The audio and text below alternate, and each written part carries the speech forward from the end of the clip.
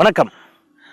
ஒரு அதிகாலை பொழுதில் தூத்துக்குடி மண்ணிலிருந்து உங்களை சந்திப்பதில் மிக்க மகிழ்ச்சி. நான் செந்தில். நியூஸ் 18 தமிழ்நாடு நிகழ்ச்சிக்காக, பிரச்சார பாதை நிகழ்ச்சிக்காக நாம் இப்போ தூத்துக்குடி வந்திருக்கிறோம். தூத்துக்குடியில் இன்னைக்கு நாம ஒரு நாள் முழுவதும் தூத்துக்குடி நாடாளுமன்ற மக்களவைத் தொகுதியின் பாஜக வேட்பாளர் தமிழிசை சவுந்தரராஜன் அவர்களோடு பயணிக்க இருக்கிறோம். தூத்துக்குடியில் சுற்றி வயல்வெளிகளுக்கு மத்தியில் ஒரு காட்டேஜ். ஸோ தமிழிசை சவுந்தரராஜன் அவர்கள் அந்த காட்டேஜில் அவங்க குடும்பத்தோடு தங்கியிருக்கிறாங்க. இங்கிருந்து தீவிரமாக தேர்தல் பிரச்சார பணிகளை மேற்கொண்டிருக்கிறார்கள். அதிகாலையிலேயே அங்கே தொண்டர்களும் வர தொடங்கியிருக்கிறார்கள். நாம் இப்போ அவங்களோடு இந்த அதிகாலை பொழுதிலேயே நம்முடைய இந்த பிரச்சார பாதை நிகழ்ச்சியை தொடங்குகிறோம். வாங்க பயணிக்கலாம். இதான் இந்த காட்டேஜ் சொன்னல, வயல்களுக்கு மத்தியில். ஸோ உள்ளே தயாராகிட்டு இருப்பாங்க, போகலாம்.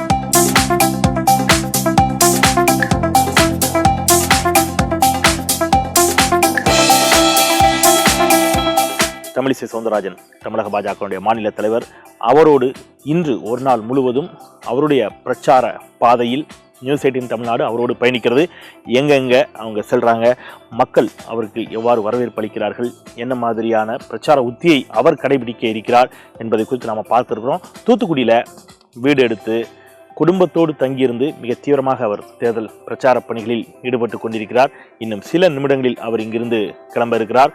இன்னைக்கு ஒரு 7:30 மணி அளவில் புல்லாவெளி அப்படிங்கிற ஒரு கிராமத்திலிருந்து தன்னுடைய பிரச்சார பயணத்தை அவர் தொடங்குகிறார். இது தூத்துக்குடி நாடாளுமன்ற தொகுதியினுடைய ஸ்ரீவைகுண்டம் சட்டப்பேரவை தொகுதிக்கு உட்பட்ட பகுதி. இங்கு ஆரம்பிக்கிறவர் இன்று முழுவதும் ஸ்ரீவைகுண்டம் சட்டப்பேரவை தொகுதிகளுக்கு உட்பட்ட பல்வேறு பகுதிகளில் பயணிக்கிறார். இரவு 9:30 மணி வரை அவருடைய பிரச்சாரம் நீள்கிறது. சிவகலை அப்படிங்கிற பகுதியில் அவருடைய பிரச்சாரத்தை அவர் நிறைவு செய்கிறார். அவர் தயாராகிட்டு இருக்கிறார். இன்னும் சில நிமிடங்களில் அவரோடு நாமும் அவருடைய இந்த பிரச்சார பயணத்தில் இணைய இருக்கிறோம். வாங்க பயணிக்கலாம்.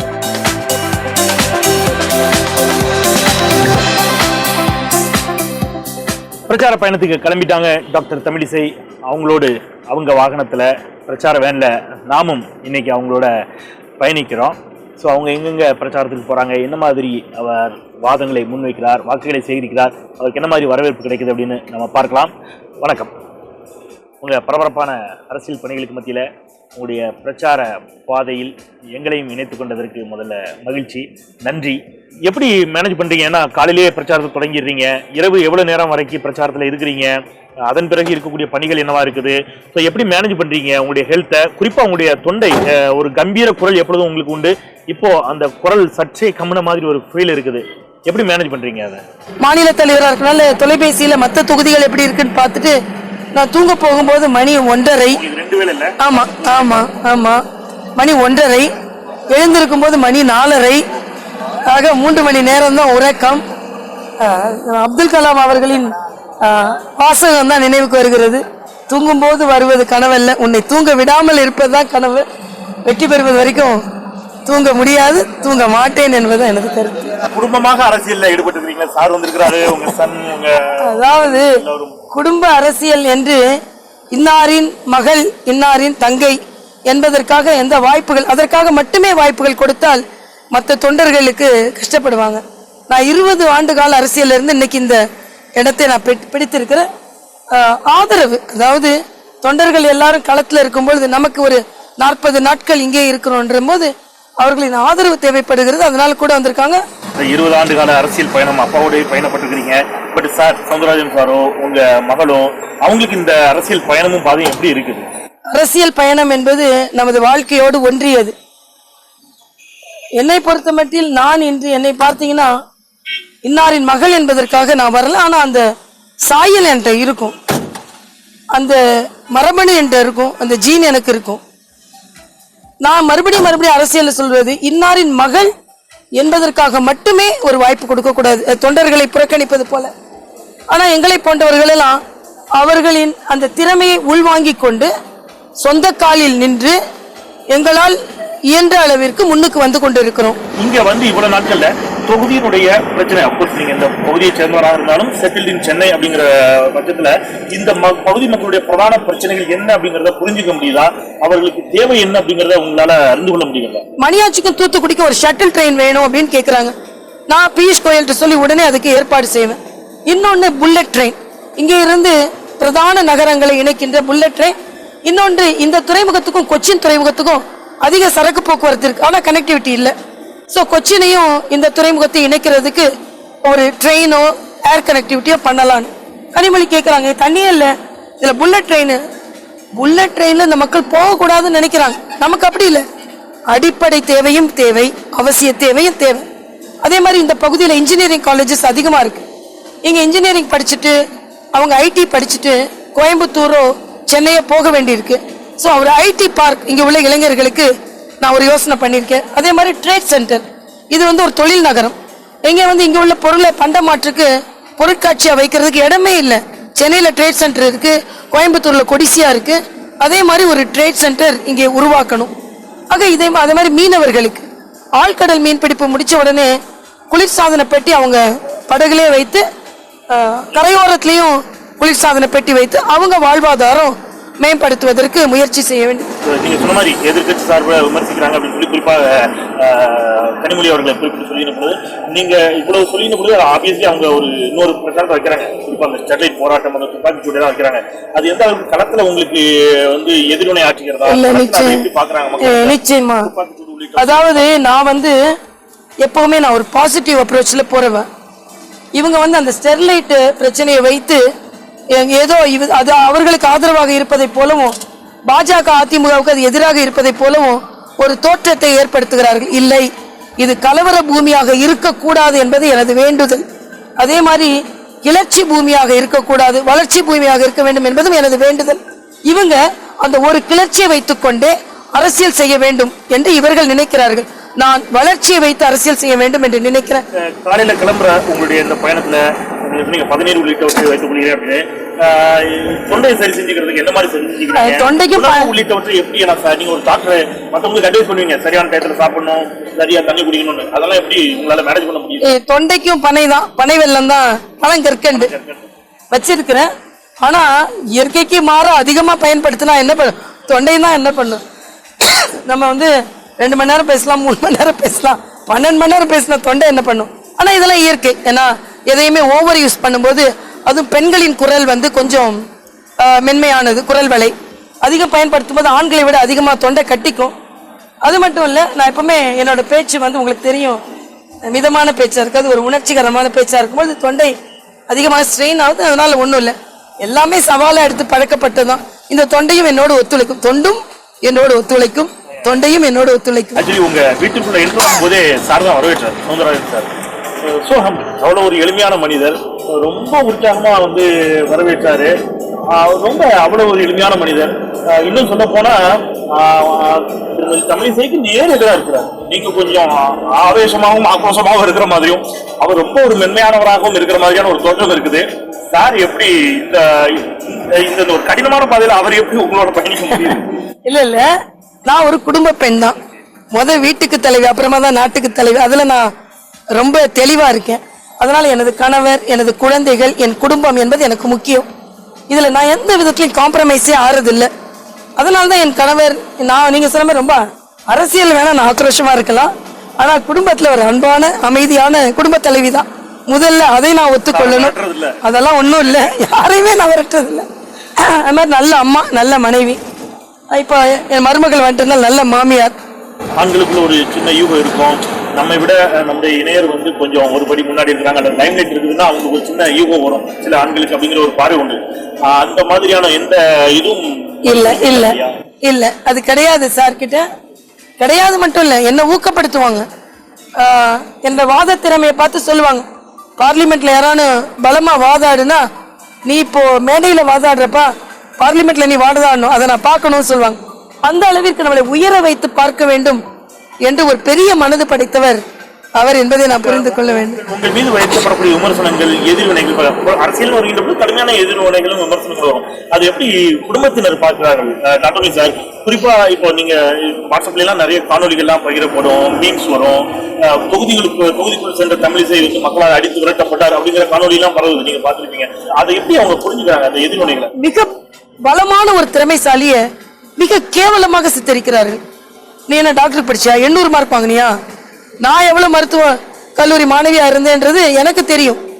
நான் அரியர்ஸே வைக்காம பாஸ் பண்ண ஒரு மருத்துவர். நல்லா படித்ததுனால கனடா போற ஒரு வாய்ப்பை பெற்ற ஒரு மருத்துவர். எந்த விதத்திலும் அரசியல்வாதியோட மகள் என்பதற்காக நான் பாஸ் ஆனது கிடையாது. ஆனா தொடர்ந்து நீ நீட் எழுதுனியா? ஒரு மருத்துவர் ஒரு படிச்சு 5 வருஷம் படிச்சு வெளிநாட்டுல படிச்சு ஒரு டிஜிஓ படிக்கணும், எவ்வளவு அறிவாற்றல் இருக்கணும். ஆனா அறிவே இல்லாததை நீ சித்தரிக்கிற. அதே மாதிரி அழகு, நான் ஒண்ணு நீ சொல்ற அளவுக்கு நான் ஒண்ணு விகாரமாலாம் இல்ல. கருப்பு என்பது இந்த நாட்டின் நிறம், இந்த பகுதியின் நிறம்.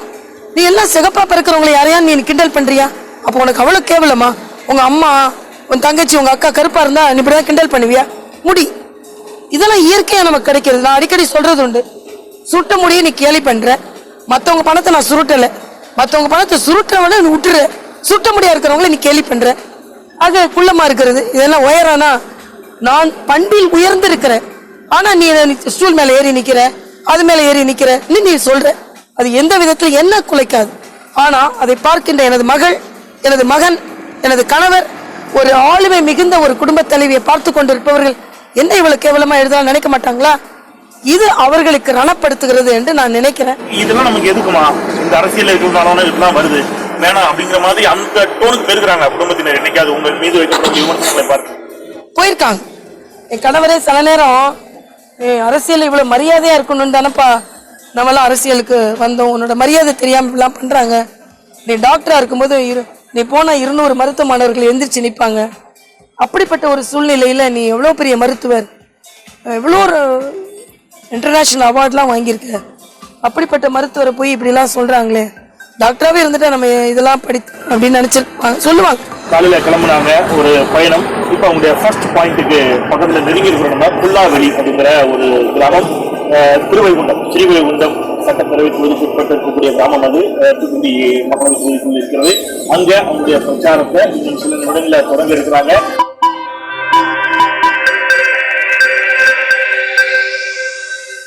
புல்லாவெளியை சார்ந்த தாய்மார்கள், சகோதர சகோதரிகள், பெரியவர்கள் அத்தனை பேருக்கும் எனது வணக்கம்.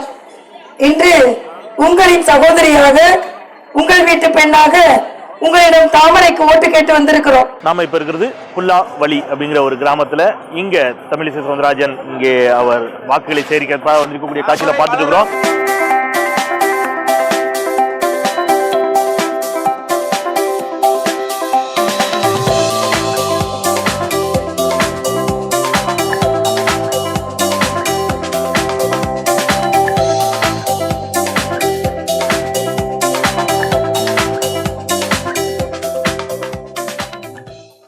நாம இப்ப இருக்கிறது பழைய காயல் அப்படிங்கிற ஒரு பகுதி. தூத்துக்குடியிலிருந்து திருச்செந்தூர் செல்லக்கூடிய சாலையில் இருக்கக்கூடிய இந்த பகுதியில அடுத்ததாக பிரச்சாரத்துக்கு வருகிறார் டாக்டர் தமிழிசை. கோவங்காடு அப்படிங்கிற ஒரு சிறிய கிராமத்துல பிரச்சாரத்தை முடிச்ச டாக்டர் தமிழிசை அடுத்ததாக செல்லக்கூடிய பாதையில் இருக்கக்கூடிய பகுதிதான் இந்த பழைய காயல். இங்க நம்ம பாக்குறோம், தொண்டர்கள் ரொம்ப உற்சாகமான ஒரு வரவேற்பை கொடுப்பதற்கு அவங்களுக்கு நீளமா பட்டாசெல்லாம் ரெடி பண்ணி வச்சிருக்காங்க. ஒரு பக்கம் பாக்குறோம், நம்ம அவங்க பேண்டு வாத்தியங்களோட ரொம்ப உற்சாகமாக அவர்களுக்கான நம்ம பேசுற சத்தத்தை விட அதிகமா பேண்டு சத்தம் கேட்டுக்கொண்டிருக்கக்கூடிய காட்சிகளை பாக்குறோம்.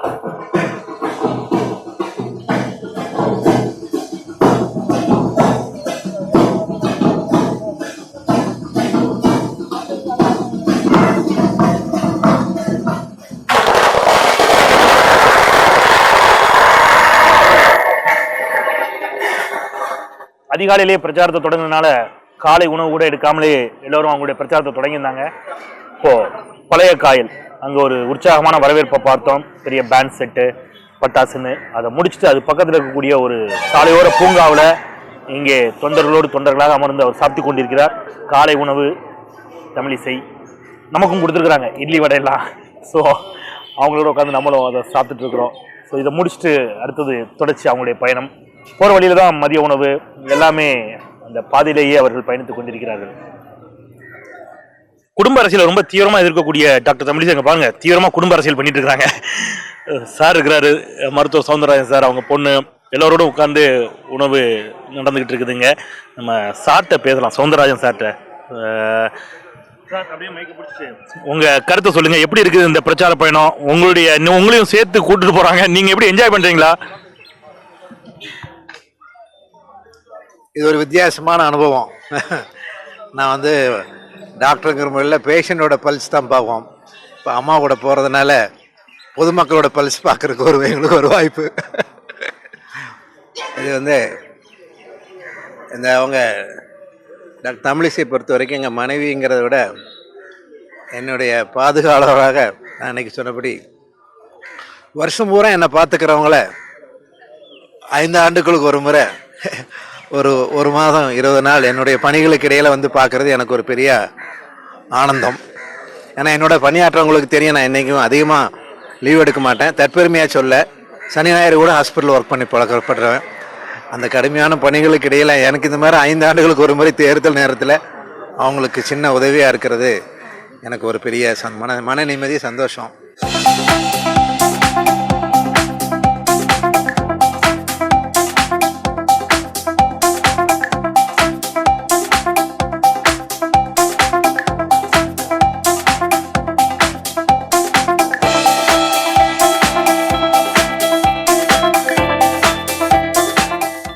இப்போ நாம நிக்கிறது இடையர்காடு அப்படிங்கிற ஒரு பகுதியில் நிக்கிறோம். ஸோ அங்க அவங்க பிரச்சாரம் பண்ணிட்டு இருக்கிறத நம்ம பார்த்துட்டு இருக்கிறோம். ஒரு உற்சாகமான வரவேற்பு இங்கேயும் கொடுத்தாங்க. இங்க இந்த மக்கள் பகித்த பிரதான கோரிக்கைகள் அப்படிங்கிறது பேருந்து வசதி இந்த கிராமத்திற்கு இல்லை அப்படிங்கிறாங்க.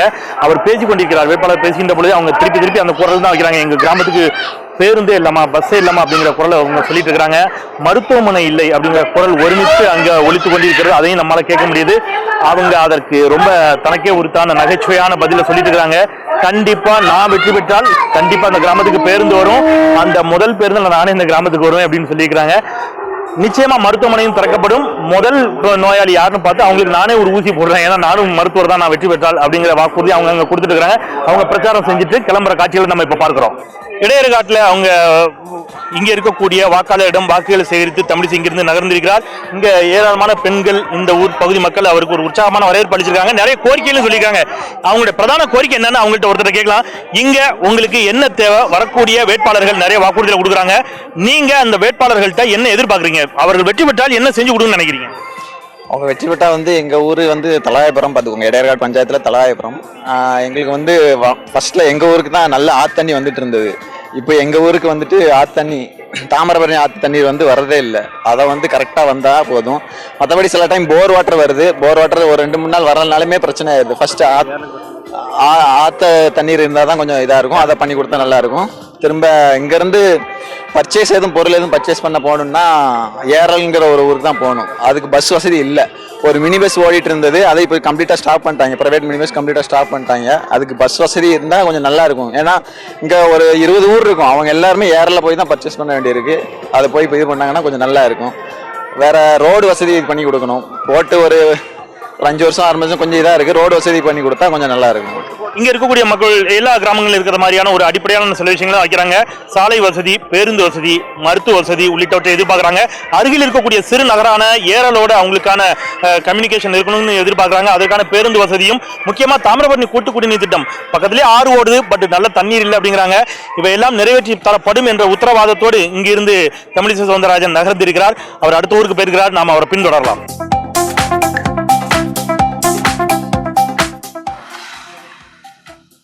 இது என்ன போடுறது?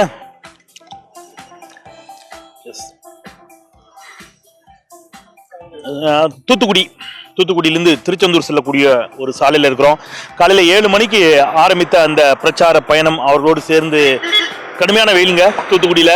ரொம்ப அந்த வெயிலுக்கு மத்தியில் நம்ம கேமராமேன்ஸ், நம்ம டீமோட சாலையோரத்தில் இருக்கிற ஒரு இளநீர் கடையில் இருக்கிறோம். தாகம் தணிப்பதற்கு இளநீர் பருகிட்டு அதோடு சேர்த்து அவங்களுடைய கோரிக்கைகள் என்னவா இருக்குது, இங்க அவங்க என்ன எதிர்பார்க்குறாங்க அப்படிங்கிறத கூட நம்ம கேட்கலாம். உங்க பேர் என்ன? ரமேஷ். என்ன படிச்சிருக்கீங்க? நாங்கள் 8th முடிச்சிருக்கோம். இங்க இது இப்போ சீசன் இளநீர் வியாபாரம். இந்த சீசன் இல்லாமல் மற்ற டைம்ல என்ன பண்ணுவீங்க? மற்ற டைமில் கடையில் எங்கே சேல் பண்ண வேண்டியதான், இல்லைன்னா வேற எங்கே கடையில் போய் வேலை செய்வோம். இப்போ இந்த தொகுதியில் என்ன இருந்தால் நல்லா இருக்கும்? உங்களுக்கு ஏதாவது கோரிக்கைகள் இருக்கா? தண்ணி பிரச்சனை இருக்கா, இல்லை இது பிரச்சனை இருக்கா? அந்த மாதிரி நீங்கள் என்ன நினைக்கிறீங்க? இங்கே குளத்துல தூர் வரனாலே தண்ணி சேமிக்கலாம். இங்கே தூர் வர்றதும் கிடையாது. எல்லா தண்ணியும் கடலுக்கு தான் போகுது. அப்படிங்கும் போது சேமிப்பு தண்ணிங்கிறதும் கிடையாது. இப்போ விவசாயம் இங்கே எந்த அளவுக்கு இருக்குது? முன்னளவுக்கு இருக்குதா? ஃபர்ஸ்ட் இருந்த மாதிரி கிடையாது. எல்லாத்தையும் அழிச்சிட்டு எல்லாம் வீடை கட்டினாங்கன்னா எப்படி விவசாயம் இருக்கும்? ஒன்றும் கிடையாது.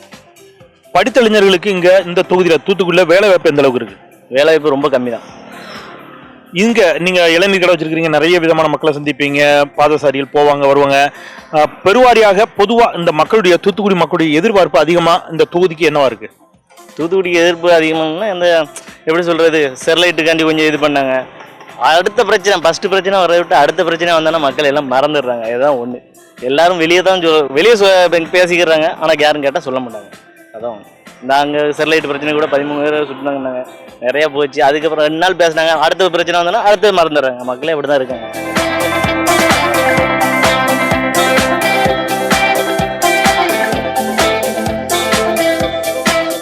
காலையில் ஆரம்பித்த பிரச்சாரம் டாக்டர் தமிழிசை தொடர்ந்து இந்த வெயிலிலும் தீவிரமாக அவங்க பிரச்சாரத்தை மேற்கொண்டு இருக்கிறாங்க. நாம அவருடைய பிரச்சார அணிவகுப்பில் அவரோடு இருக்கக்கூடிய அவருடைய கணவர், டாக்டர் தமிழிசையுடைய கணவர் டாக்டர் சவுந்தரராஜன் அவர்களோடும் கொஞ்சம் பேசலாம். அவர் நம்மோடு இருக்கிறார். வணக்கம் சார். வணக்கம். நீங்க ஆக்சுவலி அரசியலில் வாழ்க்கை என்ற முழக்கம் மட்டும் கேட்காது, அரசியலில் எதிர்ப்பதமான முழக்கங்களும் கேட்கும், கடுமையான எதிர்வினைகள் விமர்சனங்கள்லாம் வரும். அந்த மாதிரி டாக்டர் தமிழிசையின் மீது வரக்கூடிய விமர்சனங்கள்லாம் ஏன்னா நீங்க பொலிட்டிஷியன், முழு நேர அரசியல்வாதி இல்லை, அதெல்லாம் உங்களுக்கு எப்படி இருக்குது, அதை எப்படி பாக்குறீங்க? சில நேரங்களில் வந்து மனசு கஷ்டமாக தான் இருக்கும். ஏன்னா இந்த வந்து அவங்க இருந்த வாழ்க்கை வந்து ஒரு கம்ஃபர்டபுள் லைஃபை ஏசி ரூமில் ஸ்கேன் பண்ணிட்டு அழகாக மாதம் 2 லட்சம் சாப்பிட்டு வாங்கிட்டு போயிட்டு வந்துட்டு சம்பளத்தோட சந்தோஷமாக இருக்காமல் இப்படி வந்துட்டு இந்த வெயிலையும் மழையிலையும் கஷ்டப்பட்டு விமர்சனங்கள் வர்றது, அதை வந்து நம்ம ஒரு பாசிட்டிவாகவும் எடுக்க வேண்டியிருக்கு, சில நேரம் நெகட்டிவாகவும் எடுக்க வேண்டிய. நெகட்டிவ் விமர்சனங்கள் வரும் பொழுது பொது சேவைக்கு வர்றவங்களும் இதெல்லாம் தவிர்க்க முடியாது. அப்படின்னு இருந்தாலும் அதுக்கு ஒரு சில நேரங்களில் வரம்பு மீறி போகிறப்போ அது கொஞ்சம் மனசுல கஷ்டமாக தான் இருக்கு. உங்க மாமனார் திரு குமரியானந்தன் பெரிய பேச்சாளர், அப்கோர்ஸ் டாக்டர் தமிழிசையும் நல்லா பேசக்கூடியவங்க. இருவரில் யாருடைய பேச்சு, யார் நல்ல பேச்சாளர் நினைக்கிறீங்க? பேச்சாளரா மட்டும், அரசியலுக்கு அப்பாற்பட்டு. மாமாவோட பேச்சை வந்து திருமணத்துக்கு முன்னே நான் ஒரு பரம்பரையாக வந்து எங்கள் அப்பாலாம் ஒரு காங்கிரஸ் ஃபேமிலி. எங்கள் வீட்டில் வந்து எங்கள் வீட்டு ஸ்கூலில் சின்ன வயசில் பார்த்தோம்னா எங்கள் வீட்டில் பிள்ளையார், சுப்பிரமணியர், இந்த பக்கம் காமராஜர், காந்தி அப்படி வச்சு காலில் கும்பிட்டு தான் வெளியே வருவோம் ஸ்கூலுக்கு. அப்படி வளர்ந்த பரம்பரை எங்களுக்கு வந்து. எனக்கு திருமணத்துக்கு முன்னே அவர் குமரியானந்தனுடைய பேச்சுக்கள், அவருடைய ஆவேசமான இதெல்லாம் கேட்டு நான் ஈர்க்கப்பட்டு இருக்கிறேன். அந்த அளவுக்கு என்னுடைய மனைவியும் வளர்ந்து வர்றது எனக்கு ரொம்ப சந்தோஷமாக தான் இருக்குது. ஸோ யார் நல்ல பேச்சாளர்னு நாசுக்கா சொல்றீங்க, நேரடியா இந்த மேடத்தை விட்டு கொடுக்காம, இந்த மாமாவையும் விட்டு கொடுக்காம. இல்லை, அப்பாவோட நிறைய குட் குவாலிட்டிஸ், அவர் எப்படி நேரு வந்து இந்திரா காந்தி வளர்த்த மாதிரி அவர் வந்து கையை பிடிச்சி வளர்த்திருக்காரு. அப்பாவோட அரசியல் வாழ்ல அப்ஸ் அண்ட் டவுன்ஸ், ஏற்ற இறக்கங்களை பார்த்தவங்க பக்கத்துல இருந்து பார்த்தனால அவங்களுக்குன்னு சில உள்மனதில் சில ஒரு வைராக்கியம், சில கனவுகள், சில உறுதிகள், சில செயற்பாடுகள்லாம் இருக்கு. தமிழக பாஜக தலைவருடைய பிளஸா, டாக்டர் தமிழிசையுடைய பிளஸா நீங்க நினைக்கிறீங்க? அவங்களுடைய தன்னம்பிக்கை, எதையும் சொல்ற துணிச்சல். எப்பவுமே வந்து அவங்க பொய் சொல்ல மாட்டாங்க, சின்ன விளையாட்டு கூட பொய் சொல்ல மாட்டாங்க. அன்கம்ஃபர்டபுள் கொஸ்டின்ஸ் ஒரு மாதிரி அப்படியே சைலண்ட் ஆயிடுவாங்க. அது வந்து இன்னைக்கு வந்து ஒரு உறுதியோட பொய் சொல்லாம நம்ம செய்யற ஒரோட செய்யணும் அப்படின்னு நெஞ்சில வந்து உண்மையை சொல்றதுக்கு நாமே பயப்படணும். டாக்டர் தமிழிசை அடிக்கடி சொல்லக்கூடிய ஒரு டயலாக் இருக்குது, நீங்க அதை சொல்லுங்க, உங்க வாயால் எப்படி இருக்குன்னு பார்க்கலாம். அது அவங்க அடிக்கடி சொல்றது தாமரை மலர்ந்தே தீரும் அப்படிங்கிறது. வேண்டும் வேண்டும் மீண்டும் மூடி, இதெல்லாம் அவங்களா ஸ்பான்டேனியஸா வர்ற நாங்கள் அப்பாவோட ஜீன், அதோட எக்ஸ்பிரஷன்ஸ் எல்லாம் தானே பேசுறோம். இன்னைக்கு வந்து ஒரு சில நாட்களுக்கு முன்னே இங்கே ஒரு குழந்தை ஃபேமிலி எங்களை பார்க்க வந்தாங்க. அவங்க குழந்தைக்கு ஒரு 5-6 வயசு தான் இருக்கும். ஆண்டி பார்த்தோன்னே அது உடனே 2 கையும் தூக்கிட்டு என் ஒய்ஃப் மாதிரியே தாமரை மலர்ந்தே தீரும் அப்படின்னு ஸ்பான்டேனியஸா சொல்லுது.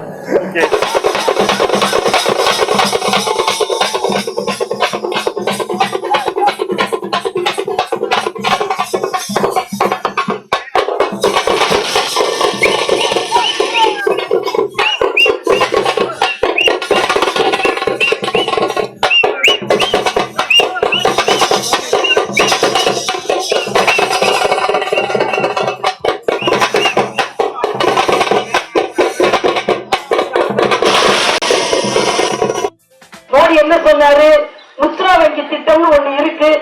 உடனே நம்ம பேங்க் வாங்க லோன் போட பேங்க்குக்கு போனா மிஷின் இருக்கா, கட்டணம் இருக்கான்னு கேட்பாங்க. மோடி அதை கேட்க சொல்லல. சின்ன கடை வச்சிருந்தா கூட கையெழுத்து போட்டா 50,000 லோன் கொடுப்பாங்க. இந்த ஏழனில் சபதம் ஏற்கிறேன், தூத்துக்குடியில் தமிழிசையுடன் இன்றைய தேர்தல் பிரச்சார பாதை நிகழ்ச்சியை நானும் நிறைவு செய்கின்றேன். மற்றொரு தலைவரோடு உங்களை சந்திக்கின்றேன். நான் செந்தில். நன்றி.